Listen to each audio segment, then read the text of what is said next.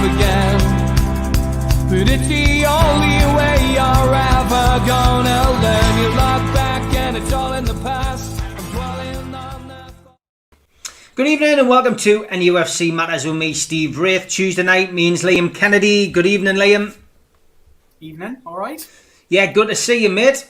Good to see you. As always, we're going to look back on the last 7 days at Newcastle United and lots to talk about, as always. But first of all, you've got a new internet website address on your focal page there, mate. So give us an idea what that's about and give it a shout out. Do you know what? I take a lot of criticism. I'm all for self-promotion. With you, Steve, I'm all for self-promotion. But I thought, you know what? I'll do something worthwhile today. If you can check this website below has been set up by a former Newcastle United player called Tony Loma. People might know him as Ant Loma, who's sort of in and around the fringes of the team, sort of late 80s. Funny enough, spoke to him today with regards his cancer battles. People out there might not know he's had a real tough time of it over the last few years, fought off cancer and beaten it 3 times. Lymphoma, form of cancer, really has real struggles with it, but he's come out the back end of it. Look, the long term prospects aren't great, but he's using what time he's got left and what energy he's got left to maybe share his experiences with other people. Some people out there might have read his blog, but he set up this website here.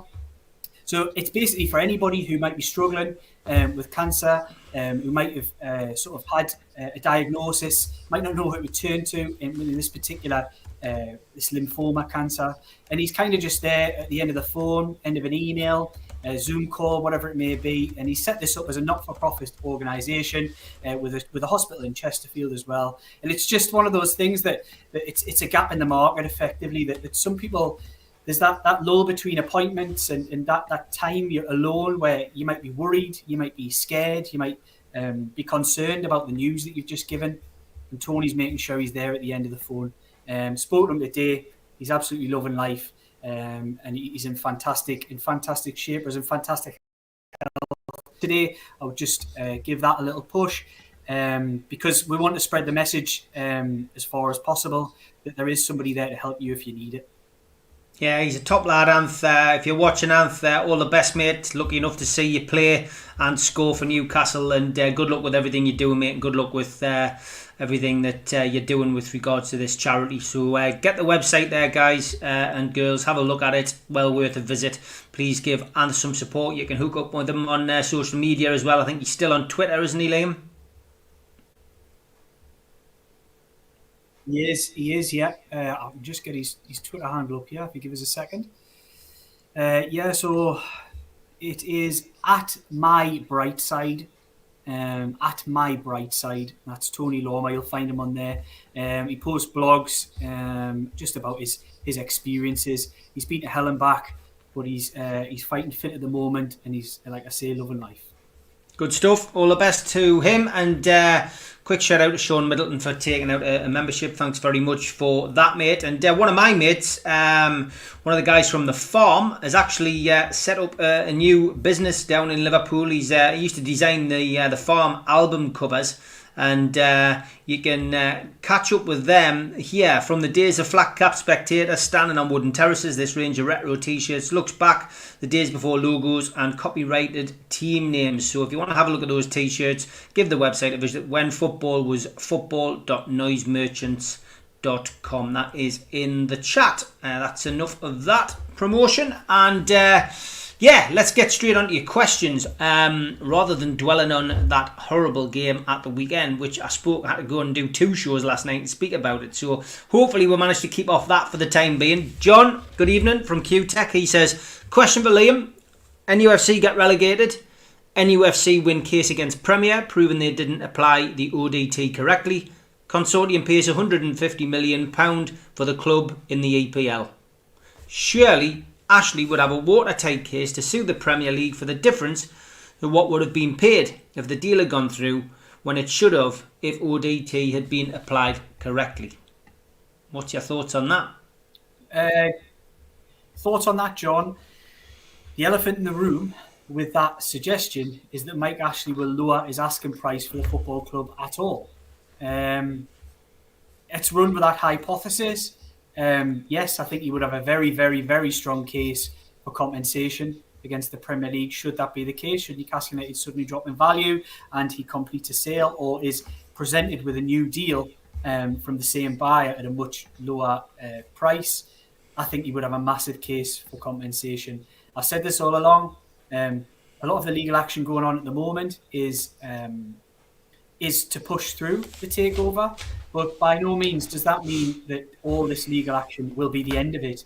I do believe that there will be legal actions left, right and centre from a number of people for a number of different reasons, because there is a lot of people who felt wronged by this process. So I would imagine that these legal cases at present are the main show to push things through.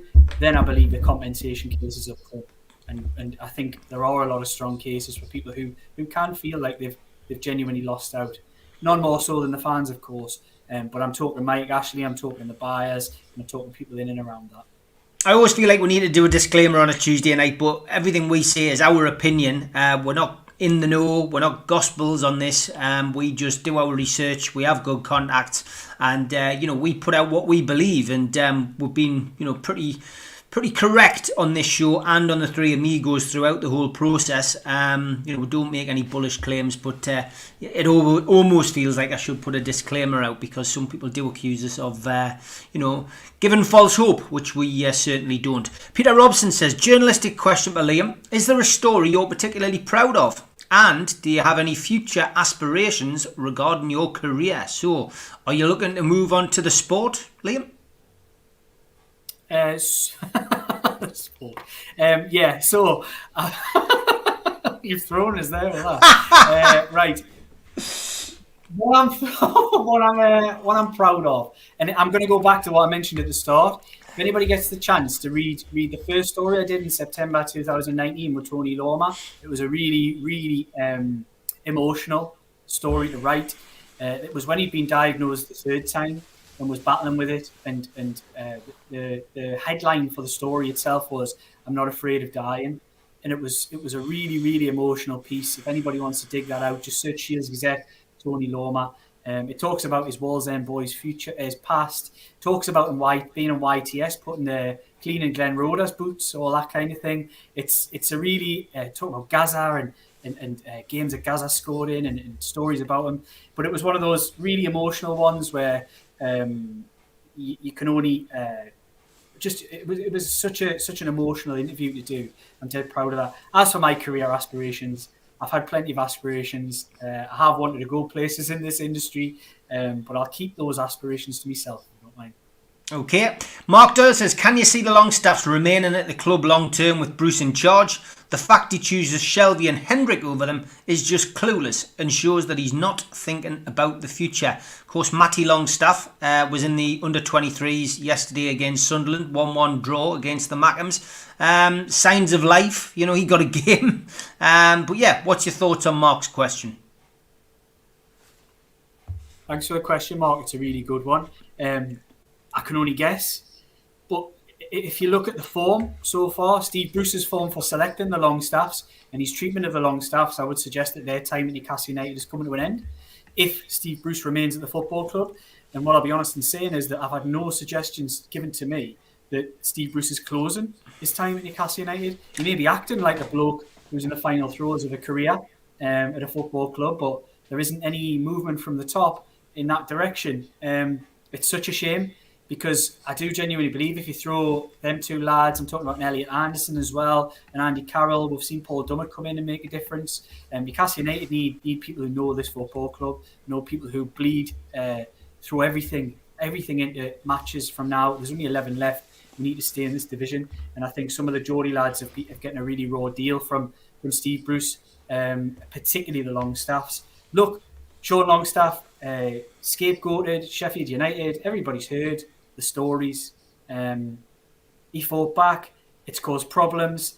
There's big issues there. Steve Bruce has got enough fires in that dressing room without continuing old ones. He needs to put some of these things aside and start selecting players who deserve to be selected. Jeff Hendrick was pathetic the other day. Absolutely pathetic. Couldn't find a pass, couldn't find the ball. Did his best impression of Caspar the Friendly Ghost. Horrendous. And then you look at John Joe Shelby, and he's exactly the same every week. These are problem positions in our team at the minute, and there's 11 games to sort it out. Steve Bruce needs to be strong, needs to be decisive, needs to select people who will make a difference to this football team. I watched Elliot Anderson, just in the little clips you see from that game you talk about that Matty Longstaff played in. He's a talent. He's a real talented boy. And we're never going to know if he's ready until they throw him in. I would throw him in. I think he's a better bet than Shelby. He's a better bet than Hendrick. As for others in this team, Kraft's a big problem. I pray that Javier Manquillo is fit and stays fit, because he's a massive upgrade on Emil Kraft, and that's saying something, because he's a ranked average Premier League defender effectively, but he's a big upgrade on Emil Kraft. And Joe Linton, I wrote a piece today at tea time talking about a need for pragmatism, not idealism. I think the Graham Jones idealism on this formation with the false nine and the split strikers is the right way to go if the personnel's right. I don't believe they've got the personnel to play it. I think Willett was played in that false nine. He didn't really know what he was doing. Dwight Gale came on in that position, didn't really know what he was doing. I think it was really toothless in terms of the way they played in a forward sense the other day. And I think they need to make changes in that sense. And I would say two of those three midfielders, Isaac Hayden should play as the anchor. And I would love to see the two Longstaffs brought in, or an Elliot Anderson, because I think those lads would give everything. I imagine you would get 60 minutes out of an Elliot Anderson at Premier League level, even if it's only a half an hour off the bench. And he'd give you a lot more than what Joe Linton gives you in 90 minutes. Now, by all means, I don't believe Joe Linton had his worst game on Sunday. Some people did, some people didn't. But what I would say is it's the definition of insanity. There's that old saying, isn't there? If you just continue doing the same thing and expecting a different result, it's the definition of insanity. Keep selecting a striker who cannot hit a ball properly, can't strike a ball. He's always leaning back, never gets his boot over the ball, never strikes it clean. Is never in the right position, isn't very quick, is one-paced, doesn't get anywhere near the box. Keep playing a bloke like that and you're going to be in trouble. They need to change it. There has to be some pragmatism here. Does that mean go to a 4-4-2? Does that mean go to a 4-2-3-1? I don't know. Back to a 5 at the back. Graham Jones came into this football club and changed things like that. Everybody's seen it. Everybody witnessed it. Now, you can't tell me that he can't take this system, which I actually think is a fantastic system and has worked reasonably well with the high press and the split strikers. There isn't the players to do that anymore. There isn't an Almiron replacement in this squad. It doesn't fit. It doesn't work. There isn't a Callum Wilson replacement in this squad. It doesn't fit. Doesn't work. You need to change it. I would play Andy Carroll. And now I know Andy Carroll isn't the most mobile. His Premier League days are long gone in terms of his better days, but I know he will absolutely give everything for that shirt if he gets the opportunity, and he can be a handful to anybody if you play to his strengths. I would agree. The same of Matty Longstaff as well. Put Matty Longstaff in there, and of course, yes, he's not the quickest, but he will get about that park. He will hassle. He will harry in a way that Jeff Hendrick doesn't even know how to start doing that. And the same for John Joe Shelby. Sean Longstaff, for all his faults, has had a poor season, has had a poor 18 months, to be honest. But you can't tell me that he wouldn't go into that team and hide. He would at least want the ball, always want the ball. John Joe Shelby's not the same. He drifts in and out of games. This is a time to play players who know what it means to wear the shirt, and they don't have to be from this area. There's players like Isaac Hayden who know what it's all about, know what it means to play for the shirt. Jamal Lascelles has his fault. He knows what it is to play for the shirt. He knows what it is to captain his side. We need enough of those players. We need every single one of those players out on the park at the moment, because Steve Bruce is getting so many, in my opinion, so many of the team selections wrong. That was an absolute surrender, that team selection the other day. Surrender against a team who can't stop conceding goals. I know that had a decent run defensively, but it's conceded 50-odd goals in the Premier League, 10 more than anybody else. They barely won a game all season, barely won a game at home. And we went there and played for a draw, and he can lie all he wants, but that's exactly what he did. He set that pedestrian midfield up to play for a draw. And I know you didn't want to go over it, Steve, but I'm on one. I went off on one here. I know you didn't. I can see that. I nearly walked out. Liam Hardy says, "Do you think it's true that arbitration could run into 22?" There was a report from Lee Ryder yesterday saying that it was a possibility. Just for a question, Liam, what I've always said on this was anybody predicting timescales is treading on it's a difficult one. It's a really difficult one to judge. Could it run to 2022? I'd be very surprised if it did. That will be my honest answer. But again, putting timescales on these things is so problematic. Anybody that has done that to this point has kind of had their fingers burnt in every sense. Look, last year when everything looked to be heading in the correct direction, I was guilty of that. Everybody in the journalistic world had their fingers burnt on that because it was so conclusive and seemed to be heading in a certain direction until a key moment in May, which changed everything. So I'm not going to put a timescale on it, Liam, but I would be very surprised if we're still sitting in the same position as we are now in 2022. Jordan just wants to say, all right, lads, hope you're well. Don't want to ask any questions on the takeover front for once. He says, with regards to the Sheffield Wednesday combo, to sack him and staff up here, it would cost the club over 12.5 million, which is quite astounding. Barry Hogan says, just come out, we paid 6.5 million in compensation to Sheffield Wednesday for Bruce and his suck-ups. That's a worse deal than Joe Linton. Yeah, I mean, that was an interesting story to break. Had to break on a Tuesday. But yeah, strange, isn't it, that we paid that much, and I think the fact that there's so much compensation would be paid to Steve Bruce and his other coaches if it was going to be, the axe to fall under Ashley, that probably answers the question why he's still trying to sell the club. He doesn't want to pay the money out of his end because the deal's already been done. They've already shook hands. He wants the new owners to pay to get rid of Steve Bruce. He does. I think he's acting and has done for 12 months now. We've seen I think it was Martin Hardy wrote a really good piece in the Times today with regards contracts and not having relegation changes and clauses in them. That is the clearest indication yet that Mike Ashley has washed his hands of this football club and did not believe these issues would be his problem. He didn't think he would have to deal with this. Now, I know there's some people have contacted me with regards sacking of Steve Bruce.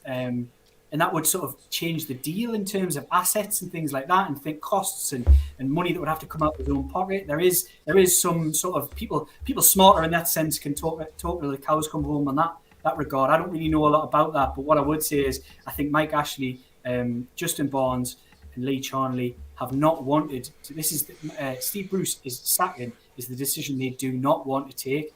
They played their cards 6 weeks ago or whatever it was now when they brought in Graham Jones. They believed with the point gap that would be enough, just enough to see Newcastle United home. Always the same, just doing enough. It hasn't been. It doesn't look like it's going to be. And that decision is looming large again. But again, my information is it's the decision that football club does not want to have to make. It would cost them a fair bit of money. We've seen the reports this week. I don't know for a fact what the compensation is. Nobody will. But it doesn't sound good with the region that people are talking about. As regards paying Sheffield Wednesday, what I would say is we don't know as a fact that was for Steve Bruce. But looking at those accounts and the ones published, it looks like it was Bruce, Agnew and Clements, which is an absolute... it's probably... Newcastle United has spent some bad money in the last 18 months. Emil Kraft being 5 million of it, Joe Linton being 40 million of it, or however much you believe that transfer to be worth. But to take those three people from a Midland Championship club, Agnew and Clements, who seemingly have added absolutely nothing to the coaching team and have been totally usurped by a bloke who's come in on a whim in Graham Jones, and then to have paid that for a manager who's got absolutely no Premier League track record, none at all, is absolutely criminal. But does it surprise anybody? Because Mike Ashley's Newcastle United does not make good decisions. It's barely made a good decision in 14 years. It should surprise nobody that they've went out and forked out that kind of money for the likes of Joe Linton, Kraft, Agnew, Bruce and Clements. Yeah, unbelievable, really. Tom Dixon says, what's the latest on the Company's House movement? We saw a little flutter on Company's House. Twitter went into meltdown again. Arbitration, of course, is what a lot of people are asking. Craig Alrington's asking about Newcastle's chances of winning it. Do you think we will? But yeah, just talk about what Tom wanted to know, the Company's House movement. Company's House, it's more of the same, really. We've seen some of Staveley's companies sort of doing that kind of housekeeping at the turn of the year. It's a little bit more, it's just more of that, really, just general housekeeping. And there are certain things you can take from that. The one being that were this deal dead, which many people only a matter of midway through last week were so willing to tell everybody on Twitter that the deal was dead, that it had gone a long, long time ago. And if that were the case, this company probably would have been shut down. wouldn't have been in existence. But it was just general housekeeping to say basically that everything is in order with the directors, the addresses, the contact details, etc., that are listed on the Companies House website. It was just basically that ticking of a box that every company on that website has to do every 12 months. Okay, Winterburn says, any idea how close Wilson is to being fit? I'll be honest with you, mate. I would be surprised if we're seen before the end of this month. Okay, there we go. Any idea if Rafa's had any job offers, or do we hope and pray that he's happy to wait until the takeover happens? Asked Winterburn. As I've always said with Rafa, he would take a job if one gets offered, but it has to be the right one. I think he probably knows that he made a mistake largely. I think he quite enjoyed his time in part in China. Some of the projects, some of the things he was able to do, but I think probably regrets it in the long run. Doesn't regret I don't imagine he particularly regrets leaving Newcastle United, because he would have had even more stress and worry had he stayed at the football club for these 2 years. But I do think he would love to come back to Newcastle United, but I think he is waiting for the right job offer. Now, if that right job offer comes from elsewhere, he's always been on West Ham United's radar, always been on Leicester City's radar. If those kind of jobs were to come up before any Newcastle United job, Mike Ashley-less Newcastle United job, then I think he would potentially take them. So we're going to have to just play the waiting game on that. Look, I hope he does come back. It's the exact type of project that Rafa Benitez would thrive in and love. And it would be really satisfying to see him brought back to the football club to finish off the foundations that he'd started to build, and also rekindle a relationship with potential new buyers, because I know he's really high on the list of people they wanted to bring to the football club. Rohan says, how long would arbitration hearing take once it started? I'm hearing lots of different guesses about this one. Cheers, Rohan. Guesses. You've just underlined it exactly. Perfect. Guesses. Again, timescales. I wish I could come on here on a Tuesday night and say, look, it's going to start next Wednesday, and it's going to be done 2 weeks after that, and we'll know there'll be a statement from the club a week, 3 days after that. It's just impossible. Like I said, you've underlined it by saying guesses. It is impossible to know. It's impossible to know whether an arbitration would run the full course. It's impossible to know whether an arbitration hearing would even start. It's impossible to know how long it would take. How long is a piece of string? I wish I could give you a better answer than that. Lee says, lads, the letter released as part of the arbitration case from the EPL to Newcastle. Am I right in thinking this is now a technicality to be decided? If it goes the club's way, does this allow the sale? I suppose, yeah, it is a bit of a technicality, because it was honed in upon very distinctly by the High Court judge in what is going to be decided in the arbitration, and it's going to be semantics. It's how the application applies to the Saudi state. Should the Saudi state be a director strictly in the word and in the rules of the Premier League rule book? Also, do they exert control over PIF? It's a very, very specific thing, and that's a good thing. Everybody out there, I know some people are positive, some people are negative about what's been going on. I'm quite, speaking to you, Steve, you know I'm quite negative about things at the moment, because I see what's going on the pitch, and I fear for the long-term future. I worry that, I'm not worried. I kind of have a good idea that it might well die with a relegation. But in terms of the arbitration, had this announcement come when that 10-point gap was still there, I think this would be a really, really positive move. I think we'd be sitting in a position whereby the arbitration will effectively decide in a very minute point whether the Saudi state should or should not be named as a director. If it is decided it should not be named as a director, or if it is decided that it does not have any control over PIF, which is what they're going to argue, then yes, it is. It's door wide open time, because it narrows the arbitration.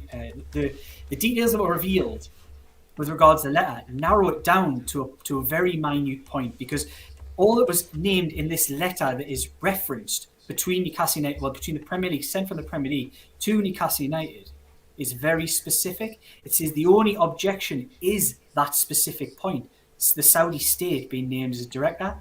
that means you can discount all of the outside influence with regards to piracy. Piracy may come as an example. If the Saudis are named as a director, piracy would then become an issue, because that's how I think they would reject the bid in total. But this specific arbitration is focusing in taking out everything: human rights, taking out all of the Khashoggi stuff, taking out all of the outside noise and pressure, and focusing very much on the wording of the Premier League rules. In those Premier League rules, does the Saudi state fit the role of a director as named in those rules? That's the point that Nick DeMarco, I can imagine, is probably rubbing his hands together and wanting to get really, really stuck into with his legal case and legal points. And then obviously there's the control part of it, which I know that Shahid Fatima will be fighting every bit to prove that there isn't that connection. Or if there is that connection, which we all know there is, government ministers sit on the PIF board, there is that kind of connection, obvious connection, which was mentioned by the Premier League. But are they able to make an independent judgment, and are they not influenced directly? I'm sure there will be points proven in that sense, or there will be examples whereby decisions have been taken by the PIF board and have not been influenced and have been totally independent of government policy and government words. So I think it's a really intriguing update. Anybody who's had the chance to look through everything will have been probably their mind would have been boggled largely, but there were some really interesting points, and that was the key one for me, that this focuses on a very specific application of this test. Is the Saudi state a director, and does it have control? None of the other noise matters with regards to this arbitration. Lee also wants to know, with the South American internationals being postponed, would that potentially allow Almiron to be available if he was fit at the end of the month? Well, it would, because we're talking about a potential 10-day quarantine after that, which probably would have encompassed the Tottenham game. I think is it who we got after Tottenham? Is it Burnley after that? So it probably would have encompassed those two games. Whereas now it looks as though he will be totally free when he is fit and available. We've seen from his Instagram that he was looking to be available for those games and go away on international duty. So for me, that kind of points towards, we can only take this as a bit of guesswork, but that kind of points towards Almiron being available for that Tottenham game at the start of April. Yeah, big shout out to our sponsors as always. We've got quite a few to get through, but big shout out to Spider VPN, who were with us last month and this month. Gareth and Nathan, big shout out to you guys. Great to have you on board for the second month in a row. Also a big shout out to qtechshop.co.uk, the makers of pool tables and snooker tables in Wallsend in Newcastle. Big shout out to Geordie Riffs, our other main sponsor. Premium guitar lessons for beginners and children, guitar repairs and service and recording studio. Website geordieriffs.co.uk, Instagram and Facebook at Geordie Riffs and at Geordie Riffs Official. And last but by no means least, big shout out to John from Jab Signature, who is the maker of our promotional material. If you're a first time visitor to the channel, please click on the subscription button in the bottom right hand corner. It is free, costs you nothing. Hit the little thumb below, like a lot of people already have, just to like the video, and please give it a share it to your social medias. Help us grow the NUFC Matters community. Over 700 watching tonight. We never take it for granted. Always a pleasure to have so many on board on a Tuesday to listen to what Liam and I have got to say. Tim Cairns is hoping that the club do a little tribute to Glenn Roeder on Friday night. Let's hope so as well. I think they will. They seem to be very much on top of those kind of thing. Rafa Benitez's God says, do you know who the Moles dressing room sources are, Liam? Is it the Longstaffs? They don't seem to like Bruce. We had a little bit of a guessing game last night, but everyone seems to be coming up with different names. Dwight Gale's been thrown into the mix. The Longstaffs have been thrown into the mix. Richie's been put in there. Darlow, even Graham Jones. So, we're working our way through the team and the squad, Liam. I guess a good journalist never reveals his sources.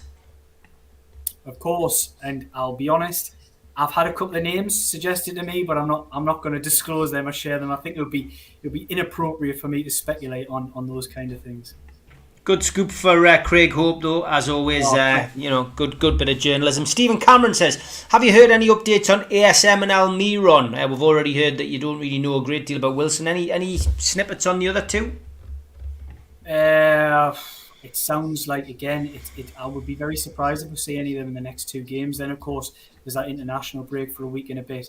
I think we're all keeping our eyes open on that Tottenham game.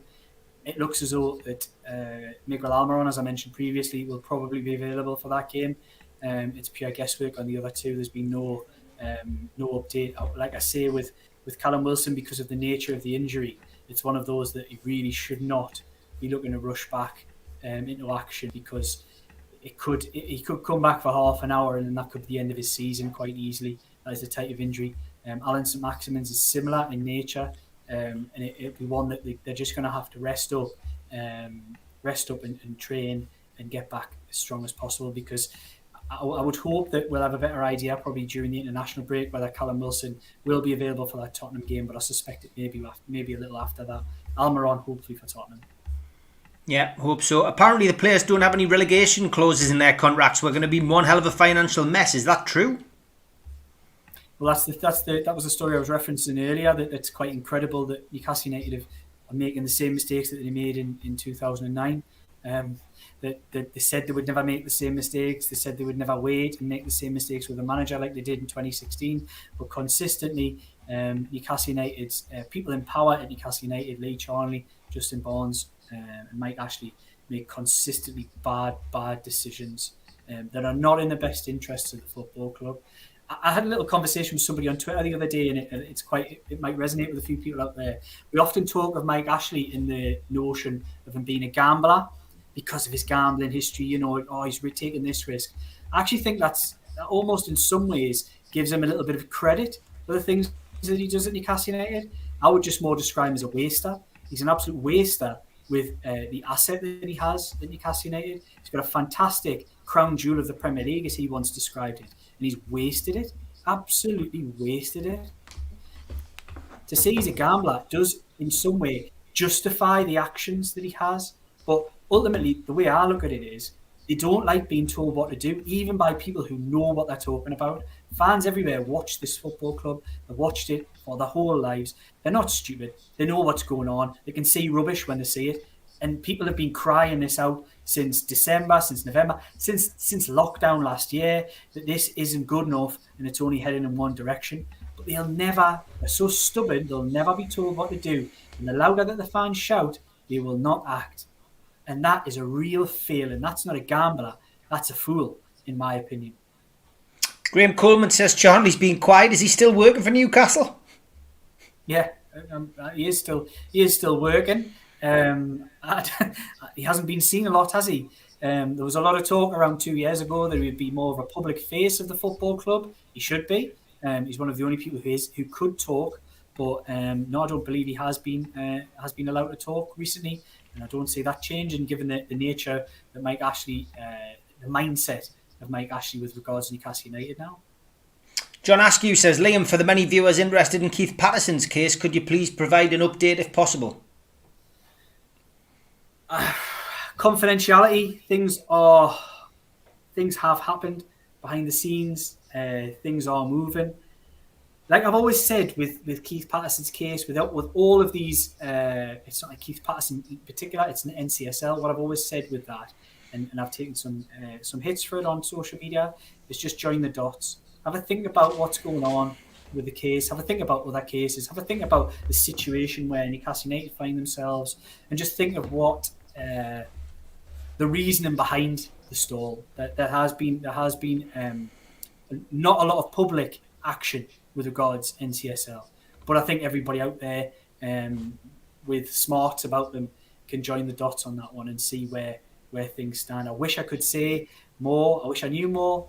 But as things stand, yeah, I think it's just a case of be patient. There are a lot of legal plates spinning at the moment, and not all of them are spinning at the same speed. That's all I'll say on it. John Mockler says, all right, lads, we lost 10,000 season tickets last season. Are the club not worried how many more they might lose if the things don't change? I think that's one of many things that they'll be worried about.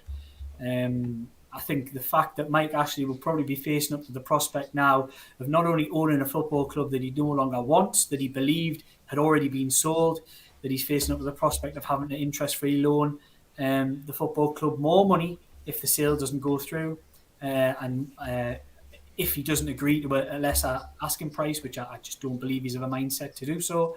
I think that'll be his biggest headache, is the idea that he'll have to sort of interest-free loan the football club 25 to 30 million, and hopefully keep wage bills high and expenditure reasonably high to get Newcastle United straight back up to the Premier League if they get relegated. I think there are key differences. I think one of the most flawed notions of this Mike Ashley era at Newcastle United is the idea that relegation, you can bounce straight back if the wage bill's kept high, and they're allowed to spend a little bit of money. I think that's a really flawed notion, because I think he's been reasonably lucky.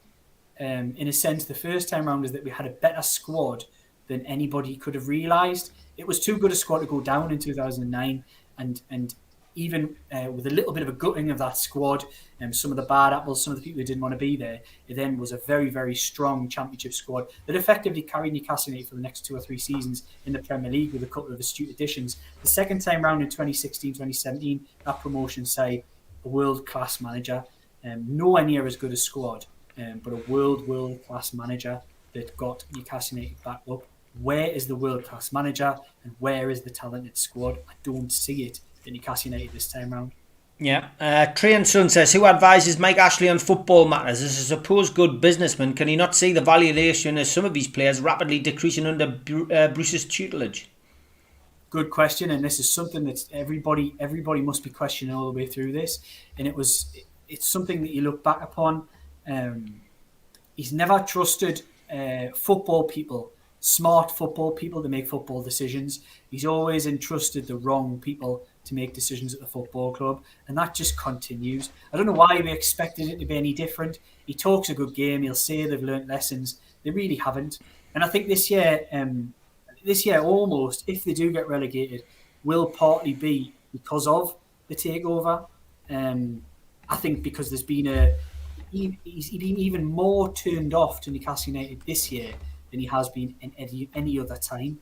He thought his football club was no longer his. He washed his hands of it last April, May, and it's been an inconvenience ever since. Look, he's fighting for it. He wants this deal to go through, but it's no surprise. He did not believe Newcastle United would be in the position that they're in. And anybody thinking that there's some kind of contingency, some kind of, he must have had word from X, Y, and Z, that's why it's going on like this. Believe me, they're very worried about the situation that Newcastle United are in at the moment. Very worried. Yeah. Daniel Woodward says, do you think our relegation rivals have changed from Fulham to Brighton, given that Fulham are showing more of a fight? They are. I would say Brighton are a better team than Newcastle United. I think we'll probably find that out in a week and a half's time. I still think there's teams in it. I still think it's in Newcastle United's hands. But they need to be positive. They need to go into the game. Bruce needs to make the right selections. They maybe need to tweak the formation, as I said, pragmatism over idealism, and be positive. You could not wish to be in a better position in a relegation fight, and I'll explain that. Newcastle United play before anybody else this weekend. They play Friday night. They have a chance to open up a 4-point gap against a team who are mid-table in the Premier League. You can, at home as well. You could not ask for any better, being brutally honest. They need to take advantage. They have to do their own work. They haven't kicked the ball barely in the Premier League since December. They need to book their ideas up. It's still in their hands. They're still a point ahead. You beat Aston Villa, it goes to 4 points. And that would be quite a blow for teams around, or at least they would have to match that for it to go back to 1. It's still in Newcastle United's hands. Do I have faith that Steve Bruce and this squad will take advantage of that and grasp that opportunity? No, I've got no faith at all, because they haven't done that at all this season. They've just done enough. And I think the attitude on Sunday in particular proved that. It was always just going to be enough. Just scrape a draw. We'll be fine. It's just not good enough. We need to win games, and Steve Bruce needs to play like a team that's going to win games. Graham Jones needs to carry the can for a little bit of the selection issues, not necessarily the personnel. I know that's Steve Bruce's thing, but this idea that he will not change the formation and the ethos and the approach, there needs to be some pragmatism. They need to get the best out of what they've got. there isn't enough time, there isn't enough games to mess on for the next 3-4 games with this formation looking totally toothless. Newcastle United need results, they need wins, and it needs to start on Friday. Gareth says, what do you think of this idea? Suspend Steve Bruce for incompetence. Let Geordie Graham take over till the end of the season without Steve Bruce interference. This would solve all compensations. Well, it would. And it wouldn't... Look, it wouldn't surprise me if something like that didn't come in the not too distant future. I think there are too many mixed messages and blurred lines at Newcastle United. I think effectively we're talking about... There's been a coach brought into the football club to help to a large extent because of the reaction from fans, because of the media. It probably has undermined Steve Bruce largely. I'm not saying that's a bad thing, because I think it needed change. It needed wholesale change effectively, but the club were never going to do that. I think they've done this the backhanded way. I think they've brought him in hoping it would just be enough, and it wouldn't surprise me if Steve Bruce was swept aside without being sacked at some point if this continues. Richard Morris says, do you think our last home game will be put back a few days by the Premier League so fans can attend? Be good, wouldn't it, Richard? I think it's a possibility. It's certainly one that's been talked about. Only if 52,000 could go. I think it would be ridiculous if crowds... if we go back to that situation where we've got 2,000 people allowed to go, I think it'll just be crazy. And, God, it just doesn't bear thinking about. Wayne, anyway, says, Liam, what remaining games can you see us getting points from? You've got to look at the same games. Whether we're playing good, bad or indifferent, you've got to look at exactly the same games. And I'm sure, Wayne, you'll be looking at the same ones as me. It's got to be Saturday.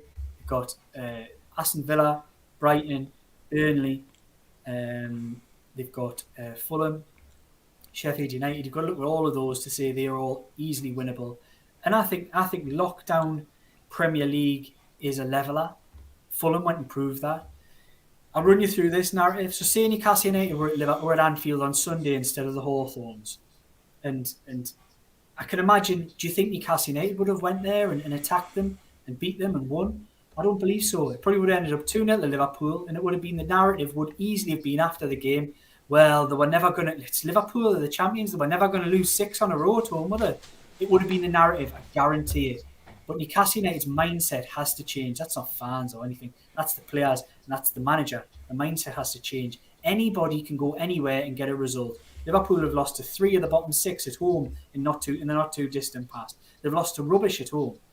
Why couldn't Newcastle United go there? So why can't Newcastle United get a result against Leicester? Why can't they get one against Manchester City? Why can't they get one against Arsenal? And all Liverpool have still got to play. We need to make sure that the mindset is every game is a chance of at least a point. Every game is a chance of 3 points. All the other teams around will think like that. Why is Newcastle United all of a sudden we have to write off 4 games because we're playing hard sides? Shouldn't be that way. I can't really think of many positive results that Newcastle United have produced in the whole of these lockdown periods against the top sides. Most of them have been absolute surrenders. Surrenders against Manchester City in lockdown, surrenders in the FA Cup against Manchester City, 2 surrenders in January against Arsenal. You know, it's just surrenders home and away against Manchester United, conceding so many goals late on. I think they conceded 6 goals in the last half an hour of both games. I mean, why did Newcastle United not put up a fight when everybody else around them does? I don't think they're fit enough, but you're never going to catch that up now. Fitness is something that's gained in the summer, and players are kept taking over throughout the season. You can't get a squad fit with 11 games to go in the season. There just isn't enough time, and there isn't enough energy. You're done now. They're as fit as they're going to get, but they need to find a way of getting points. Everybody else is finding a way of getting points. Newcastle United need to do the same. Yeah, lots of mixed reports about these fees that were paid Sheffield United. The Yorkshire newspapers are now coming out to say that it was a lot less, writing that the combined amount for the trio was less than 4 million.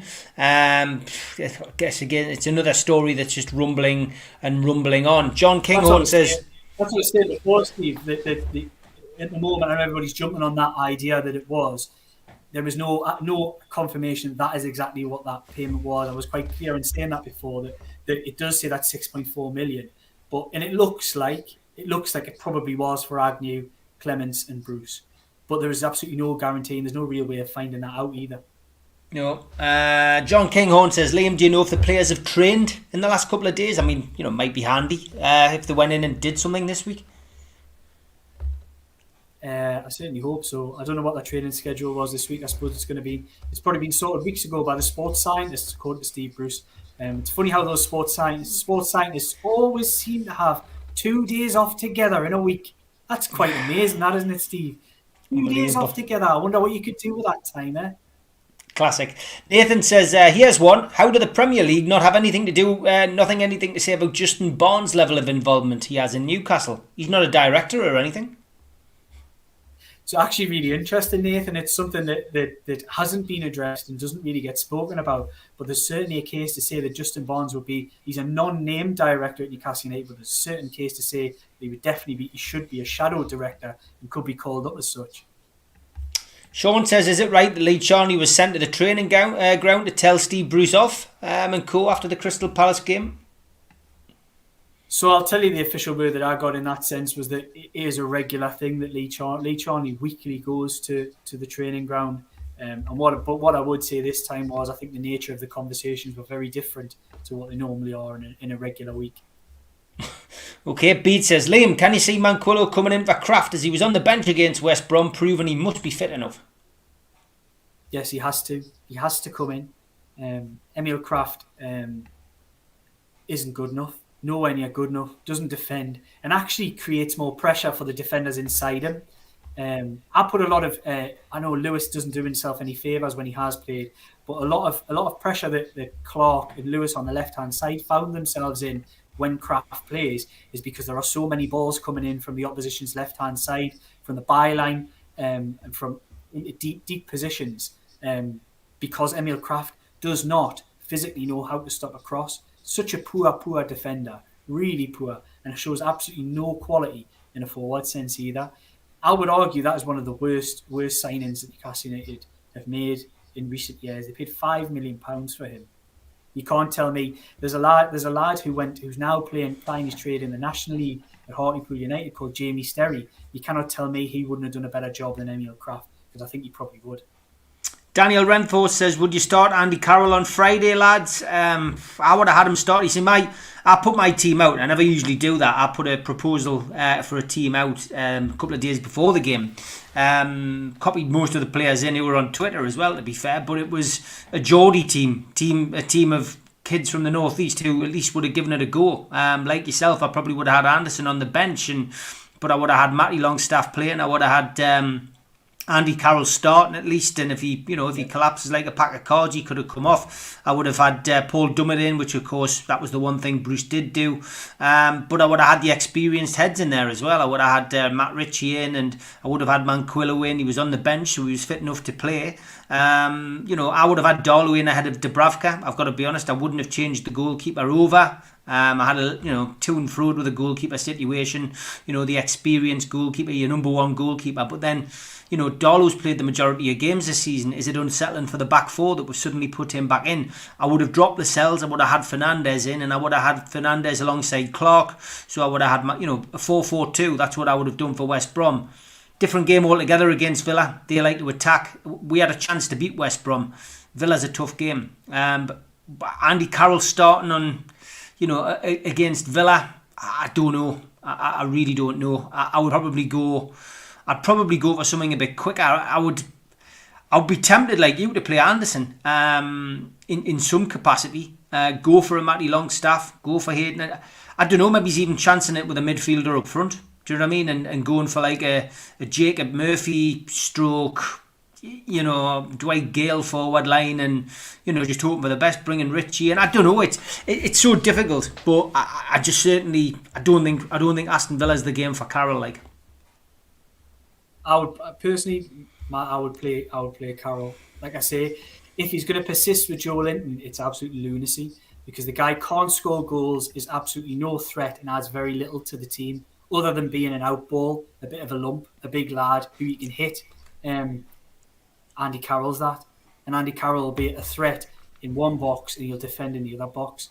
He's nowhere near as mobile. His better Premier Leagues are done, days are done, but Andy Carroll starts for me, and I'm with you, Steve. Matty Longstaff starts, and me and you argue about Matt Ritchie and his position in the side. I'd be even tempted to put an experienced head like Matt Ritchie in this side. I would also, Manquillo is a definite. Fernandez is a really tough one, because I think it could be potentially unsettling to take out the skipper in the side. But Fernandes is arguably the best centre-half at the football club. And I argued with Dubravka for weeks, saying you have to have your best footballers playing. I think Dubravka is head and shoulders above Darlow, so we'll disagree on that one. But I would probably say you'll have to bring Fernandes in. And Kieran Clark, arguably, was Newcastle United's best player on Sunday, defended really well. And I would keep Paul Dummett. They need Paul Dummett to stay fit. They're a much more solid defensive unit because he's always in the right position. He knows where to be. He knows how to defend. He can play centre-half, so he tucks in well. He always covers. He's good in the air. And he's positionally, he knows where he should be. He's a smart footballer in that sense. Yes, you're not going to get the forward impact that Jamal Lewis will give you, but I just think in certain aspects they maybe need to shore that up a bit. I bring Manquillo in, definitely. Fernandes for Lascelles is a toss-up. I'm not sure, but you probably have to bring your best players in. For me, Andy Carroll starts. Dwight Gale's the tough one. Arguably, if you want to pick a fully fit, match fit squad team, you put Dwight Gale in there because he's one of the only ones who can not guarantee you a goal in the Premier League. His better days have always been in the Championship with Newcastle United, West Brom, and others. But I think he's been upset this season. I think there's problems there. And will you ever see the same Dwight Gale that we saw? I mean, there were promising signs. Remember the lockdown, the end of lockdown. He was in a rich vein of form, mate.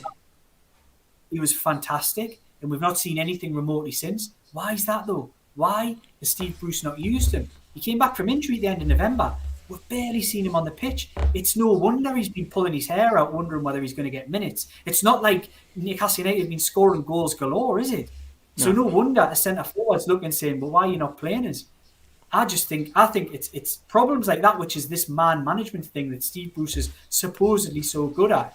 He started fires across this dressing room, and he's now relying on somebody like Dwight Gale, or should be, to score goals, but he's upset him. He needs midfielders. He needs to improve in that department, but he's upset two of them from the treatment of one of the brothers. He's upset people. Or Matt Ritchie, he's upset him.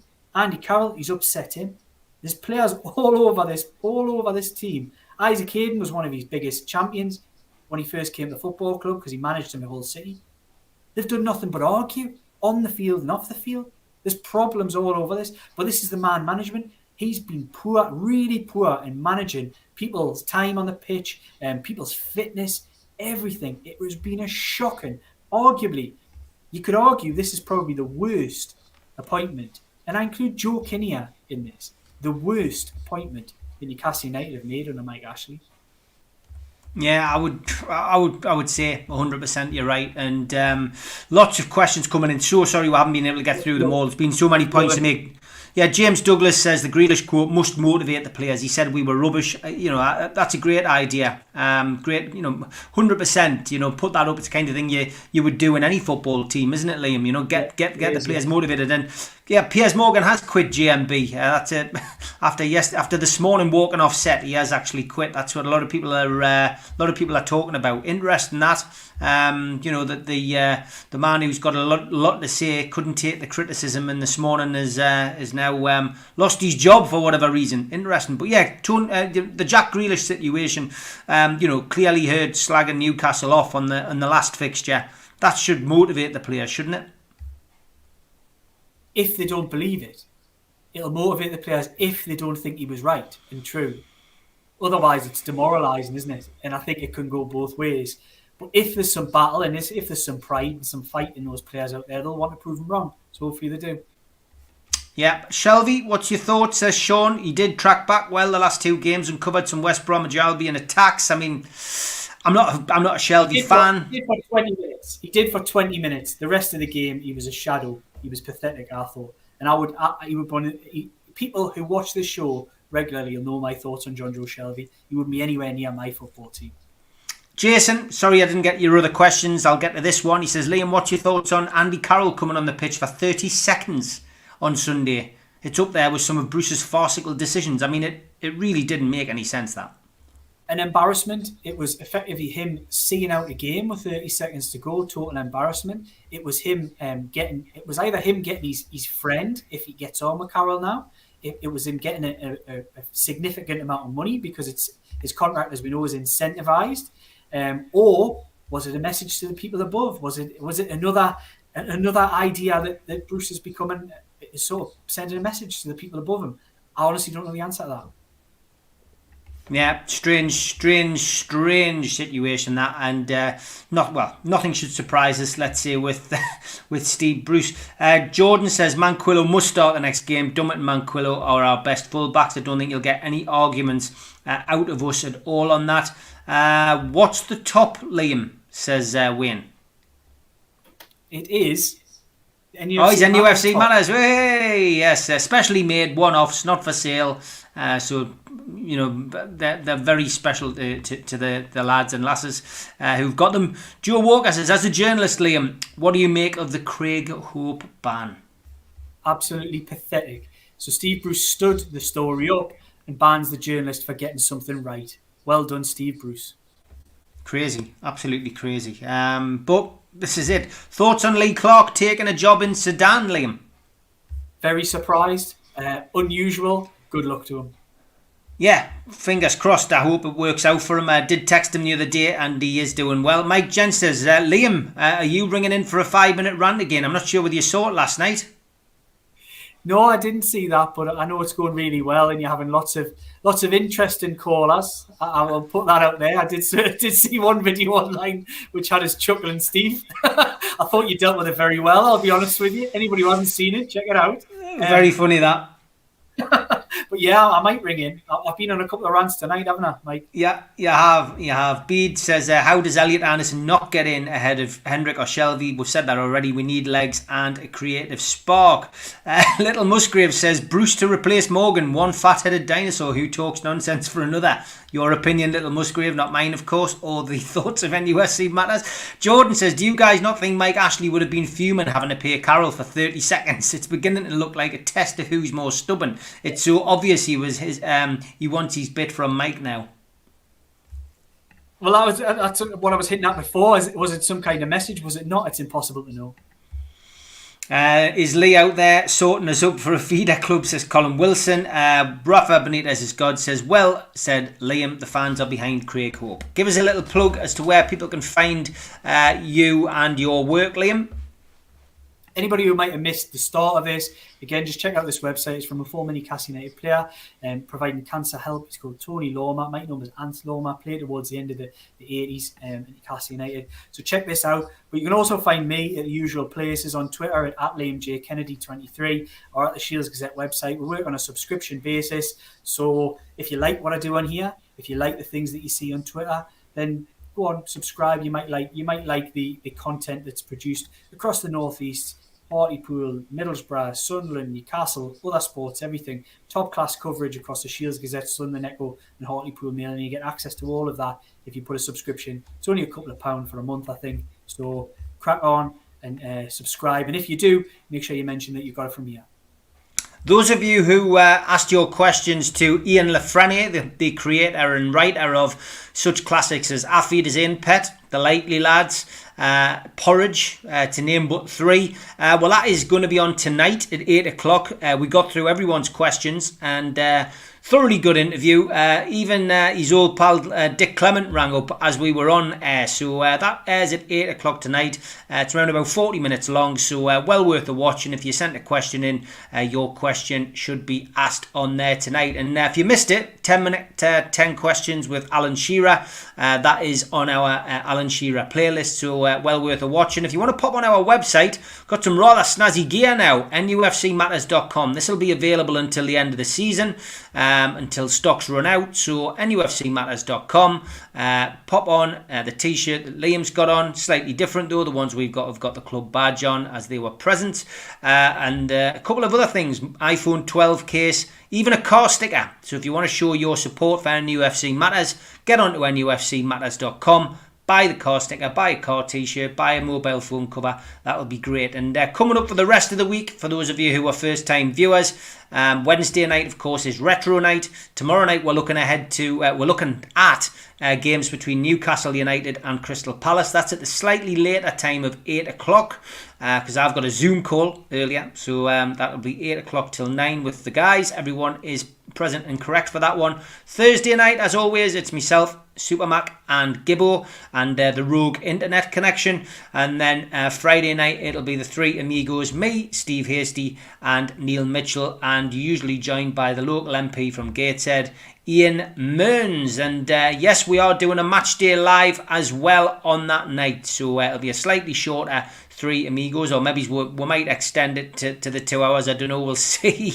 Depends how knackered I am. But then we'll go straight into the Aston Villa game, of course, on Friday night. And don't forget, for the food bank, thanks to Chris Hall, he donated his Bobby Robson books and his Bobby Robson DVD, and the autobiography book is signed by Bobby Robson, and I think that was up to something like £150, £160. If you get onto my Twitter at Steve Wraith and make a bid under the post, all proceeds from that go to the food bank. We'll be announcing the winner on Friday night. That's it for tonight. Liam, have a great week. Look forward to seeing you next week, mate, and have a good week, and hopefully we'll get 3 points against Aston Villa. Take care, mate.